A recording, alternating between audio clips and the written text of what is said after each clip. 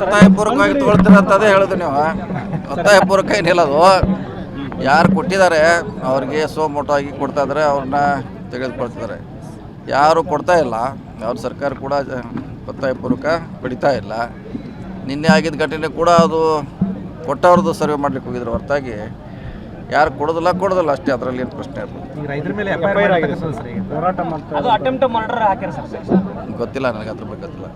ಅದು ಯಾರು ಕೊಡ್ತಾರೆ ಅವ್ರದ್ದು ಮಾತ್ರ ತಗೋತಾರೆ, ಯಾರ್ದು ಜಬರ್ದಸ್ತಾಗಿ ಅಥವಾ ಒತ್ತಾಯಪೂರ್ವಕವಾಗಿ ಯಾರ್ದು ಜಮೀನು ಅಧಿಕಾರಿಗಳ ಮೇಲೆ ಒತ್ತಡ ಹೇರ್ತಾ ಇದೆ, ಮನೆ ಮನೆಗೆ ಹೋಗಿ ಮಾಡಬೇಕು. ಇಲ್ಲ, ಯಾರು ಕೊಟ್ಟಿದ್ದಾರೆ ಸೋಮೋಟೋ ಅವ್ರದ್ದು ಮಾತ್ರ ತಗೋತಾರೆ. ರೈತರ ಮೇಲೆ ಕೊರೆ ಆರೋಪ ಕೇಸ್ ಹಾಕಿರೋದು ಅದು ನನಗೆ ಗೊತ್ತಿಲ್ಲ. ಅದು ಅಲ್ಲಿ ಏನೋ ಇನ್ಸಿಡೆಂಟ್ ಆಗಿದೆ, ನಾನು ನೋಡಿಲ್ಲ, ಕೇಳಿಲ್ಲ. ನೋಡೋಣ ಅದ್ರ ಬಗ್ಗೆ, ಅಲ್ಲಿ ನೋಡೋಣ ಅದ್ರ ಬಗ್ಗೆ. ಆಮೇಲೆ ಚರ್ಚೆ ಮಾಡ್ತೀವಿ ಅದ್ರ ಬಗ್ಗೆ. ಈಗ ಇಷ್ಟು ಮಾತ್ರ ಹೇಳೋದು, ಒತ್ತಾಯಪೂರ್ವಕ ಯಾವುದೂ ಇಲ್ಲ. ನೋಡೋದು ಸರಿ. ಒತ್ತಾಯಪೂರ್ವಕವಾಗಿ ತೊಗೊಳ್ತಿರಂತದೇ ಹೇಳೋದು ನೀವು.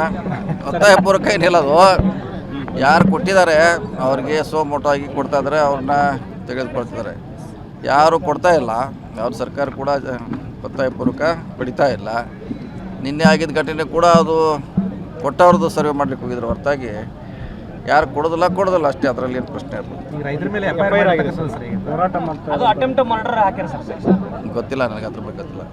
ಅದು ಯಾರು ಕೊಡ್ತಾರೆ ಅವ್ರದ್ದು ಮಾತ್ರ ತಗೋತಾರೆ, ಯಾರ್ದು ಜಬರ್ದಸ್ತಾಗಿ ಅಥವಾ ಒತ್ತಾಯಪೂರ್ವಕವಾಗಿ ಯಾರ್ದು ಜಮೀನು ಅಧಿಕಾರಿಗಳ ಮೇಲೆ ಒತ್ತಡ ಹೇರ್ತಾ ಇದೆ, ಮನೆ ಮನೆಗೆ ಹೋಗಿ ಮಾಡಬೇಕು. ಇಲ್ಲ, ಯಾರು ಕೊಟ್ಟಿದ್ದಾರೆ ಸೋಮೋಟೋ ಅವ್ರದ್ದು ಮಾತ್ರ ತಗೋತಾರೆ. ರೈತರ ಮೇಲೆ ಕೊರೆ ಆರೋಪ ಕೇಸ್ ಹಾಕಿರೋದು ಅದು ನನಗೆ ಗೊತ್ತಿಲ್ಲ. ಅದು ಅಲ್ಲಿ ಏನೋ ಇನ್ಸಿಡೆಂಟ್ ಆಗಿದೆ, ನಾನು ನೋಡಿಲ್ಲ, ಕೇಳಿಲ್ಲ. ನೋಡೋಣ ಅದ್ರ ಬಗ್ಗೆ, ಅಲ್ಲಿ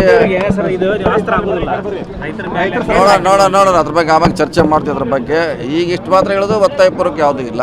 ನೋಡೋದು ಸರಿ.